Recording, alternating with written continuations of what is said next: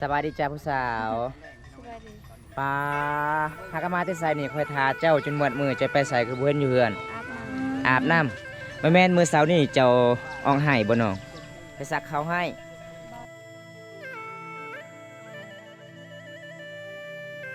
ฮะ ำปะยังไงปะอยู่เฮือนอาบแบบนี้เลยนุ่งเสื้อนุ่งชิ้นอาบไปเลยโอ้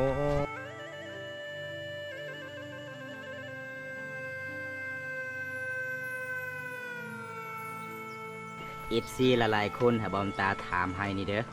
เพราะว่าสเปคที่เจ้ามักนั้นผู้บ่าวรุ่นอายุเท่าใดน้อง50ลงมาหรือว่า50ขึ้นไป50ลงมาโอ้แสดงว่าเอากันได้จีบกันได้เนาะขาน50ขึ้นไปเป็นยังไงน้องบ่มักเนาะเท่าแล้วเป็นยังไงเท่าสาเหตุใดที่บ่มักที่ห้า มักขาหยุไล่ขึ้นอีก แต่เพื่อนฮักเดียวจะเดียวได้สิเอาบ่บ่ฮู้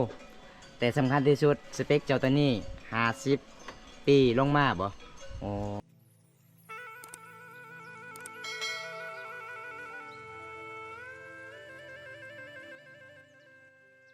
โอ้สวัสดีเด้อพ่อแม่พี่น้องมื้อนี้บ่าวตากสิพา FC ไปรับชมบรรยากาศเขตชนบทหมู่บ้านของสาวอเวียนคือเก่าพี่น้องเอ้ยมื้อนี้ก็ฮอดจุดเสละน้องพี่น้องเพราะว่าเสละน้องบอนเขาเจ้าเฮ็ดสะพานไม้ไล่ก็ไปบ่ได้แล้วพี่น้องบ่าวตากสิมาไปทางนี้พี่น้องก็คือขามเรือบักเด้เพื่อสิไปฮอดทางหมู่บ้านสาวเวียนก็บ่แม่นง่ายพี่น้องเอ้ยคือขี่เรือบักจึงไปได้พี่น้องเอ้ยช่วงนี้ก็เป็นช่วงที่ฝนตกก็เลยไม่ขัวไม่ไหลสะพานไม่ไหลก็ไปบ่ได้พี่น้องมีน้ำเอาไปแล้วพี่น้องเอ้ยน้ำสระไปแล้วพี่น้องเอ้ยนี่ผมบอกบรรยากาศตอนเช้าเวลามาเยี่ยมยามสาวเวียนต้องมีเหือบักแบบนี้พี่น้องจึงไปได้การน้ำมันตรงใดจ้างขาข้ามบักข้ามเรืออีกเนาะใช้เงินทั้งนั้นพี่น้องเอ้ยถ้าบ่ใช้เงินนี่ก็คือไปใช้บ่ได้เนาะ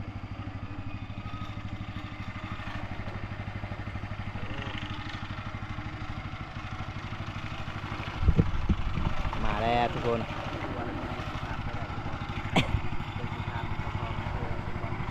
เที่ยวมาได้ไง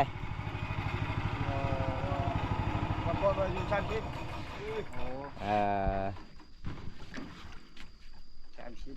ไป15,000กับ15,000เนาะ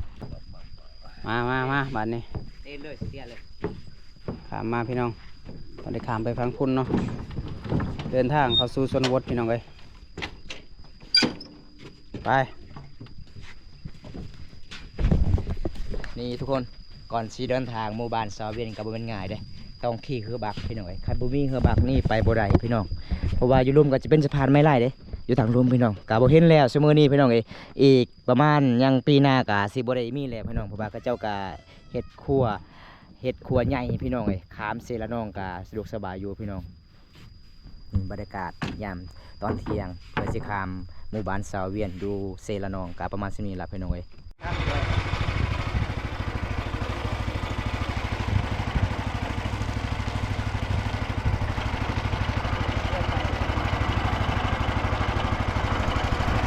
โอ้ทุกคนเส้นทางลัดเลยพี่น้องเส้นทางนี้ได้เพราะว่าเส้นทางที่เราเคยไปมาสะพานไม้ลายอยู่ทางลุ่มพี่น้อง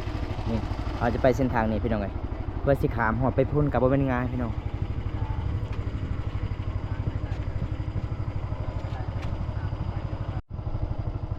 อ้าวกระเป๋ากระจูฮะเดี๋ยวกระจูสัก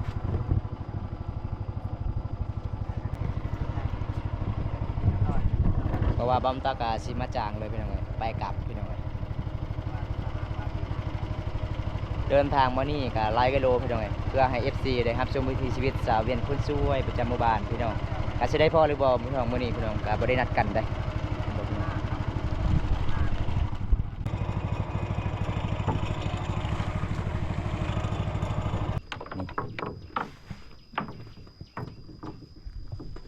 เวลาฮอดฟังเขาเจ้าต้องมัดใส่หลักเลยบ่พี่น้อง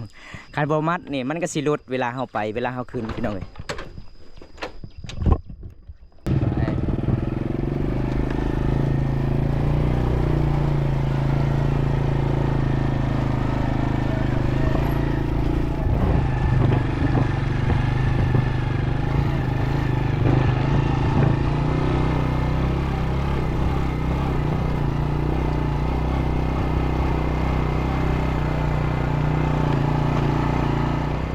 ส้นทางลัดก็คือสะพานกับประมาณซำนี้ล่ะพี่น้องสะพานไม้ไหลพี่น้องเอ้ยอันนี้ก็จะเป็นเซละน้องอันนี้เป็นห้วยน้อยเห็นบ่พระเจ้าก็สิมาสร้างเฮ็ดสะพานไม้ไหลที่นี่พี่น้อง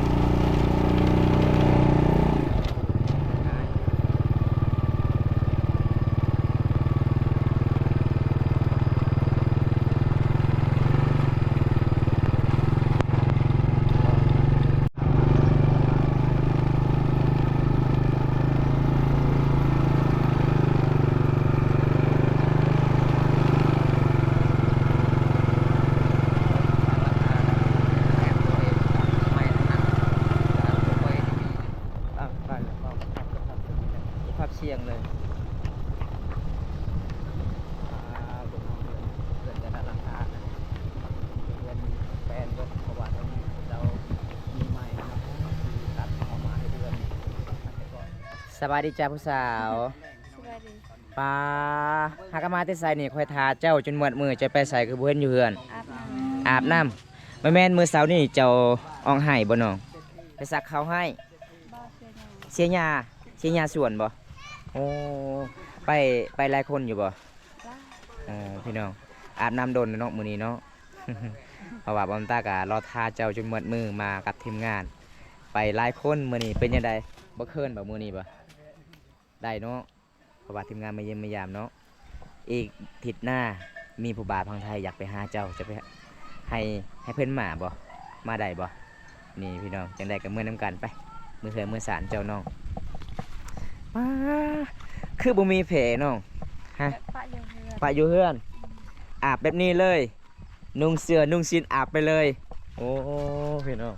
อันนี้สาวเวียนกัสิคืนเฮือนคืนสารบรรยากาศยามแรงได้พอเพิ่นถามหมดมือพี่น้องบ่จักบ่เพิ่นกะเอาเสียหญ้าให้ได้สาวลาวเขตนี้กะหลายๆคนเขาเจ้ากะสิเฮ็ดให้เฮ็ดสวนสวยเวียกอีพออีแม่พี่น้องนี่เพิ่นกะสิแต่งโตวสาวเวียนน้องฮู้บอกว่าอ้ายไปหาน้องมื้อนี้น้องฮู้บ่บ่ฮู้เลยอ๋อคิดว่าน้องพันเห็นอ้ายคืนนี้บ่แม่นบ่ บ่ได้พันหยังเลยคืนนี้นี่พี่น้องแล้วก็ค่อยเห็นเจ้าออนเมื่อคืนนี้ฮอด12โมง เยอะ10โมง แม่นบ่ยันเจ้าอยู่กับผู้บ่าวบ่เมื่อคืนนี้บ่ โทรศัพท์เขาจักมันเป็นหยังคันเขาปิดออนแล้วแต่ประมาณ9โมง10โมงแล้วเขาเบิ่งก็คือยังออนตลอด อ๋อเจ้าไปเล่นอยู่ไสเมื่อคืนนี้บ่อนเก่าคือกันบ่ไปใส่อีกแกเสื้อแกสิ้นนี่ฮะนี่พี่น้องเพิ่นอาบน้ำอาบในประกาศยามแรงเด้มาเยี่ยมมายามปลาแต่งตัวงามแท้หลังจากอาบน้ำอาบในสิไปไสตอนนี้นะไปเที่ยวบ่หรือว่าไปหาบ่มีสัญญาณโทรศัพท์ตอนแรกประมาณจักโมงน้องไปหา7โมงกลับประมาณจักโมง 10โมง10โมงแม่นบ่ว่า10โมงเมื่อคืนนี้เขาเห็นเจาออน12โมง เย้ บ่แม่นเล่นกับผู้บ่าวอยู่พุ่นบ่ บ่โทรศัพท์เขาล็อก กระซับเจ้าล็อกโอ้เพื่อสิมีสัญญาณมันง่ายเนาะต้องไปอยู่ป่าอยู่ดงพี่น้องกินข้าวกับหยังน้องมื้อนี้คือแต่งตัวงามแท้กินฮะ กินเห็ดกับมะเขือ กินเฮ็ดกับมะเขือเจ้าแกงเอาบ่บ่ได้ไปหาเฮ็ดนะ ล็อกเขา อีพ่อเจ้า เนาะเบิ่งเอาหลังจากที่เพิ่นอาบน้ำแล้วบ่ได้ทากระปอกกระแปรงหยังได้นี่ แต่ว่าหน้าขาวหน้าใสปานดาราเนาะบางคนก็ว่าคือกับไอ้หยังก็ เศร้าใจ คือกับสาวใจแล้วก็สาวหยังอีกคนหนึงลืมแล้วเนาะ สาวเวียนคนหนึง ขนาดบ่ได้ทาแป้งได้นี่พี่น้องแต่ว่างามแบบธรรมชาติเนาะมื้อนี้น่ะไปให้ไปสวนบ่ไปแล้วแต่ว่ากลับแล้วเนาะแล้วพ่อแม่ยังบ่ได้กลับบ่โอ้นึ่งข้าวนึ่งน้ำแล้วบ่ตอนแรงนี่เรียบร้อยแล้วโอ้เจ้าบ่ทาค่อยเลยเนาะค่อยสิมาเฮ็ดซอยอยู่เป็นได้คือว่าเห็นในคลิปบ่าวบุญตาน่ะได้พัดลมเรียบร้อยแล้วเนาะได้แล้วเนาะแล้วในชีวิตน่ะยังคิดที่อยากได้หยังอีกบ่ในแบบเครื่องใช้ในครัวเฮือนนี่แบบในครัวเฮือนนี่มีหยังที่อยากได้อีกบ่ สิ่งที่เขาอยากได้ที่สุดก็คือตู้ ผู้ เย็น บ่าว ตู้เย็น ฮ้ยังก็พอไหม ตู้เย็น ตู้เย็น ตู้เย็น อืม ตู้เย็นบ่แม่นตู้ เตาเย็นบ่ สิ่งที่อยากได้ที่สุดก็คือตู้เย็นเนาะ แม่นเวลาห่อเนี่ย อืม น้ำจะเย็นก็ห่อด้วยกัน อ๋อ ใส่แบบนี้ เวลาฮ้อนหลังจากมาที่ให้ก็กินน้ำเย็นเนาะ แม่น น อันนี้คือสิ่งที่ ไป อยากได้ ให้ก็ สิ่งที่น้องอ เอา ยากได้ มาน้ำเย็นก็สบายฮอนๆก็กินแก้เมื่อย อ๋อ หายฮอนเลยฮะกินน้ำเย็นฮะ โดย พัดลมก็ได้แล้วมีแต่อยากได้ตู้เย็นบัดนี้เนาะถ้าได้ตู้เย็นเดี๋ยวอยากได้หยังอีกบัดนี้ จะได้ผู้บ่าวเลย อ้อยากได้ว่าผู้บอกผู้บ่าวนะ เขาบ่ฮักฮะ อ้าวเขาบ่หักยัง แม่ เขายังบ่ได้จีบยังว่าเขาบ่หักเลย ยันเจ้าบ่มักเขาบ่น้อง พอดันเข้ามาตัว มันเข้ามา แม่นบ่ยันเจ้ามาตัวเขาแม่นบ่ อ๋อ โอ้ย ยันเจ้าให้สิเป็นตัว แม่น พาสิมาตัวละได้ยัง ผู้หญิงนี่มักตัวผู้บ่าวหลายคนแล้ว ชายได้มาตัวเพนยังรัก แม่นบ่ ก็แม่ เจ้าฮู้มาที่ไส คือฮูดเขาเบา อืม ก็ว่า เจ้าฮู้ตอนนี้เลยบ่ ก็ฮู้ สามคนเฮานี่ผู้ใดมักตัวผู้สาว ตัวเบิด ตัวมาโอ้ย จบ ข่อยบ่เคยได้ ทั้งจบทั้งเจ็บ คนที่บ่ตัวผู้สาวก็คือบ่าวบ้องบ่แม่นบ่จะเห็นแท้บ่บ่าวบ้องบ่เคยตัวเลยผู้สาว บ่เคยเนาะ บ่เคยแล้วเนาะ คือเบาเป็นตาเนาะเบาพื้นนี่ไม่ได้ ยิงใหญ่ตลอดเนาะ อย่างอีก แล้วตอนนี้นะมีหยังอยู่บ่ของกินนะได้หยังกินตอนแรงยังบ่มีเอ้าแล้วบัดพ่อแม่มาแต่ให้เด้ซะสิเอาหยังมากินบัดนี้ ก็อด อดเอา อ่า หลังจากกินแต่ให้แล้วก็แล้วเลย แล้วเลย คิด พี่พ่อยแม่แม่นไปให้เนาะ คิดว่าเจ้านะแบบมาเฮือนก่อนก็ต้องไปหาอยู่หากินอีกเพื่อที่ ใส่หมูก็ว่าแบบหมูไปหาอะไรไหมไปสิไปนำอีก น้ำหมอกน้ำไม้บ่มีบ่เท่านี้ มึง นะ ไปให้เนี่ย น้องแม่ก็ไปหาเบิดแล้วบัดนี้ เบิดแล้วน้ำไม้บ่ค่อยหลายบ่หรือว่าหลายอยู่น้ำไม้ ยังบ่ได้หลาย ยังบ่ออกหลายเนาะ มาดูฝนเนาะ อืม ก็เลยบ่ แล้วในหมู่บ้านนี่เวลาเขาไปหากินแม่นหลักๆนี่เขาไปหากินหยังที่หลายที่สุด ซันป้า สอนปลาได้บ่ ได้ ได้อยู่เนาะ มื้อหน้าน่ะพาไปสอนได้ น้ บ่ องไปกับเบาพื้นตาเมื่อนั้นได้บ่ ได้หลายเนาะ ได้หลายบ่ แต่เมื่อค่ำเนาะเมื่อเนาะ กลางทางจะไม่ได้ บ่ ไม่ยังคือกลับกลางทาง เอากลับกลางทาง สาเหตุใดที่คอยกลับ เป็นยัง ทาง เรากลับกลางทาง แล้วว่าพาไปแหละคอยยันคอยเมื่อจังหวะมืด มืด แม่นเขาว่ายันไกล4 โมงแล้วนี่คอยไปเด้อสำนี้กันแหละคอยเมื่อเนาะ ในนั้นบ่บ่แม่นในนั้นคอยว่ามื้อนั้นมื้อนี้คอยสิถามเจ้าว่าคอยขอไปน้ำเจ้าได้บ่ สะเวียนวันอะไร สาเวียนบอกว่าจะไปโลดถ้าจะไปนี่จะระวังในเด้อนี่คอยกันเลยยานระวังอีหยัง แม่นบ่แม่นบ่ สะ แต่ เวียน ว่าเด้อ เฮ้ย บ่เป็นตาลพี่ตัวเนาะ ชมเสือเราไปอยากหันละ เอ แบบ อ เราบ่เคยไปแถวนำนะ อ๋อ อย่าสงสัยเราเปียก คันทาส่งเสื้อคอยเปียกมื้อนั้นเจ้ามีบ่ส่งเสื้อสิให้คอยนุ่งบ่ เดี๋ยวแป๊บนึงที่ว่ายันทงเสื้อเราเปียกนะเปลี่ยนย้อนหยัง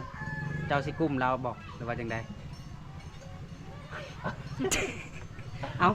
ไปซ่อนปลาซื่อๆทรงเสื้อเปียกมันสิเปียกหยัง ฝนตกนั่นน้องเนาะมื้อนั้นเนาะ โอ้ฝนตก บ่ซาเวียน แม่นๆๆ คันทาบอมตาไปมื้อนั้นไปซ่อนปลาคันทาบ่ได้ปลาสิได้หยัง เลยน้อง ได้ปิ้งอ้าวสิเอาบ่ปิ้งบ่ ว้าว คันทาบ่ได้ปลาน้อยก็สิเอาปลาใหญ่โลดเด้ได้บ่ ได้ โอ้มีบ่ปลาใหญ่โอ้ ปลายังวะ หลายอยู่เนาะ ยันบาบุญตาเป็นกระเทยไปจังเนาะ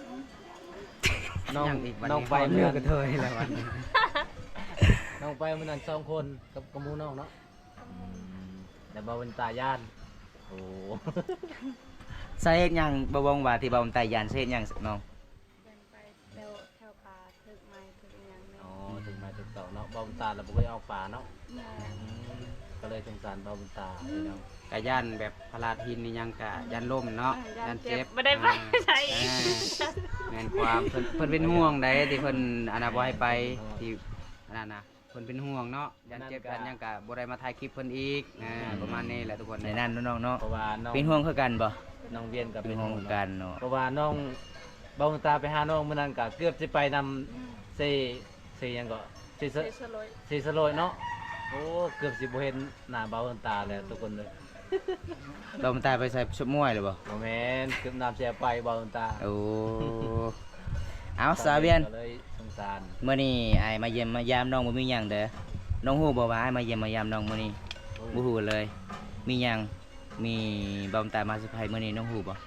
บ่ฮู้เลย นี่พี่น้องมามื้อนี้ก็บ่มีหยังหลายเด้อเพราะว่าบ่าวตาก็จัดให้ตามคำขอผู้ใหญ่ใจดีจากประเทศไทย ให้สะพานบุญให้ เพราะว่าเพิ่นก็ขาเวียกหลาย ก็เลยมื้อนี้ก็บ่าวตาก็ รอท่าเจ้ามาแต่เช้าเด้เพราะว่าตอนนี้ก็ฮอดเวลาหาโมงแรงแล้วพี่น้องเฮากะสิกลับเพื่อนกลับซานละกะสิมอบเงินทางน้องสาวเวียนเลยครับผมนี่น้องเอ้านับลองเบิ่งเด้อเงินผู้ใหญ่ใจะดีฝากมา จากฝั่งไทยหรือว่าที่ไส ฝากทางไทย อ๋อจากฝั่งไทย ห เนาะ กแสนกีบ600,000 กีบก็คือตะปัดแชน เป็นยังไงน้องครบอยู่ปะ ครบบ่ ครบบ่ครบบ่ ครบแล้วนั่นเลย ครบบ่โอ้บ่แมันครบแติเงินบ่ครบใจผู้บ่าวของไทยบ่อยากครบบ่น้อง ครบแล้วนั่นอย่าเลิก ฮะ เด้อ ครบได้บ่ฮะ ได้ ได้เนาะเอ้าขอขอบใจผู้ใหญ่ใจดีจากประเทศไทยก่อนแน่น้อง เอา เจ้าพญาใจดีทางไทย เอานมดีๆเลย น้องดีๆเลยไหมเดี๋ยวข่อยสิเอาคืนได้ โอ้ นี่ ย เออ เจ้าพญาใจดีทางไทย ขอ ขอให้ร่ำให้รวย อืม ขอให้ได้คอยเป็นเมียเด้อ เอา นั่นล่ะ มีหยังอีก บัดเลยนั่นเลย ไม่ยังนะเลยไม่ยังน่ะ เอ้ยล่ะ อ่ะ แล้วไปนำ ห่วยบ่ได้ได้คันถามว่าบ่ได้นี่ข่อยสิเอาคืนได้เงิน เจ้าสิให้บ่เจ้าสิให้เงินหรือว่าเจ้าสิให้เสื้อเจ้า ให้เงิน ให้เงินคืนบ่ ให้เงินคืนแล้วเจ้าก็เมื่อลง มา มา ข่อยสิเอาเมื่อเอ้ยบ่เอาละ เออ เดี๋ยวบ่าวของไทยสิหายข่อย จังได้ก็ขอขอบใจผู้ใหญ่ใจดีเนาะเพราะว่าน้องก็ดีได้เงินพี่น้องก็เลยเว้าบ่ออกเลยพี่น้องก็ขอให้อายุดีมีแรงเด้อครับ เด้อมื้อนี้ก็มามอบถึงน้องๆแล้วพี่น้องเอ้ยก็ขอให้อ้ายร่ำให้รวยพี่น้องถ้ามื้อหน้าเพิ่นอยากมาเยี่ยมมายามได้บ่น้องได้บ่สิพาเพิ่นไปขึ้นภูเฮ็ดให้เลยบ่หรือว่าสิพาเพิ่นไปหาปลาฮะ ไปสั่งให้ไปซักข้าวให้โอ้ตอนนี้บ่มีไผมาซอยซักข้าวให้ ต้องการคนมาซอยซักข้าวให้จัดไปเลยพี่น้อง จากที่แสดง MV เพลงครั้งแรกแล้ว ได้เบิ่งอยู่บ่ เป็นได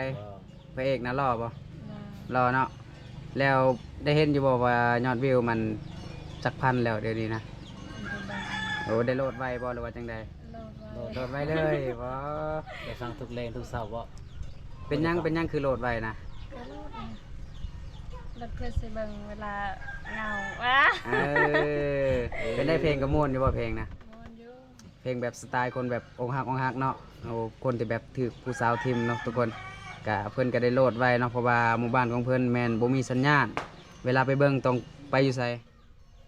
ขึ้น อยู่เทิงพุ่น เนาะ ขึ้นภูนอกบ้านอีก นอกบ้านอีก โอ้ยเนาะ สัญญาณ ยุงบ่ร้ายบ่ยุงน่ะ ยุ่งหลาย ร้าย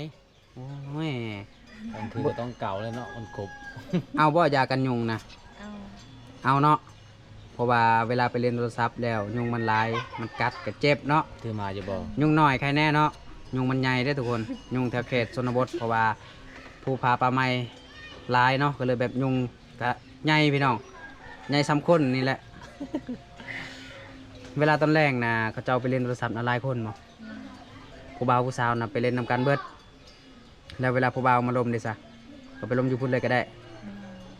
มาลมอยู่เฮือน อืม เมื่อคืนนี้มันมีผู้บ่าวมาลินบ่บ่มีเลยโอ้งามปานนี้บ่มีผู้บ่าวมาเนาะก็แปลกหลายเนาะ เคยมีอยู่บ่ผู้บ่าวมาลมกลางคืนนะบ่เคยเลย บ่เคยเลย บ่แท้บ่นี่นะ ว่าแท้ แท้ ว่าแท้ ล่ะ ว่า นั่ แท้ นเรียนหมู่ ว่า ใครแน่นั่นเรียนคอยเบิ่งเอง มันละไปเบิ่ง แล้วนอนเฮือนเจ้าเองแล้วมันเกี่ยวหยังคือว่าผู้บ่าว บ่กล้าขึ้น ก็บ่กล้าขึ้น โอ้ยก็ยัน ทางประตูเจ้ากับไอ้แม่ ไอ้แม่คอย ทางนอก อืม ไอ้พ่อโอ้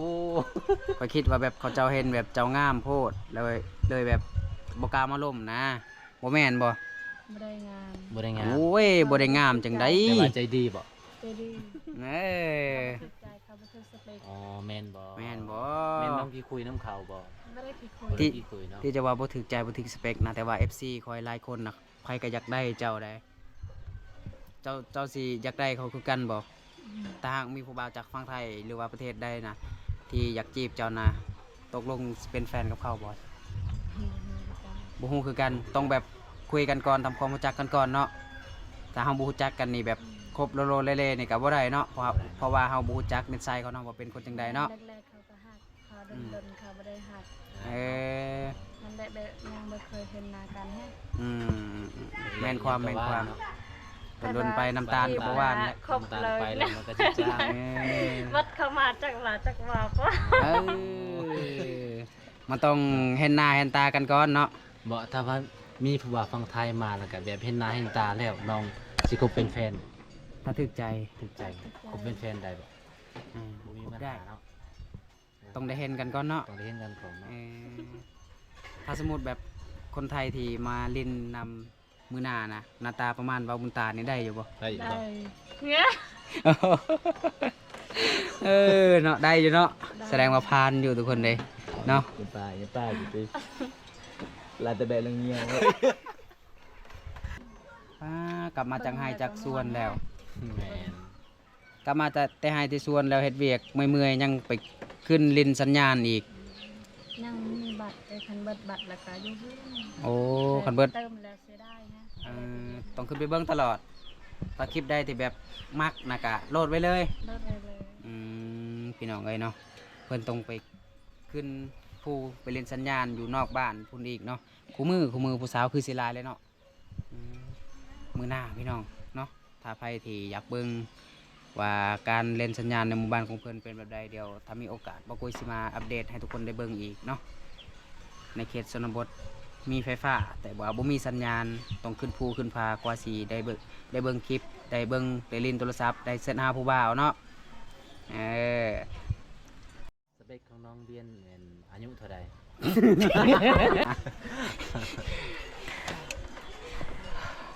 บ่ได้คลิปแล้วหมูตลกเลยเนี่ย สาวเวียน FC หลายๆคนให้บอมตาถามให้นี่เด้อเพราะว่าสเปคที่เจ้ามักนั้นผู้บ่าวรุ่นอายุเท่าใดน้อง50ลงมาหรือว่า50ขึ้นไป ชิดลงมา 50ลงมาโอ้แสดงว่าเอากันได้จีบกันได้เนาะคาน50ขึ้นไปเป็นจังไดน้อง บ่มา บ่มักเนาะ เอาเลย เท่าแล้วเป็นยังไงเท่าสาเหตุใดที่บ่มักที่ บ่ ห้า มาขายุไล่ขึ้นอีก แต่เพื่อนฮักเดียวจะเดียวได้สิเอาบ่บ่ฮู้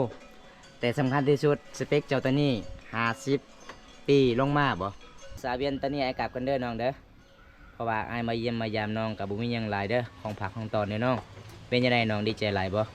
ดีใจเนาะเพราะว่ามีเวลาว่างไอ้ายก็มาเยี่ยมมายามกันใหม่เด้อน้องเด้อ คลิปนี้ก็ขอโจบไว้ที่นี่ก่อนพี่น้อง คลิปหน้าพบขอกันไหมขอกล่าวคำว่า สวัสดีราตรีสวัสดิ์บ๊ายบาย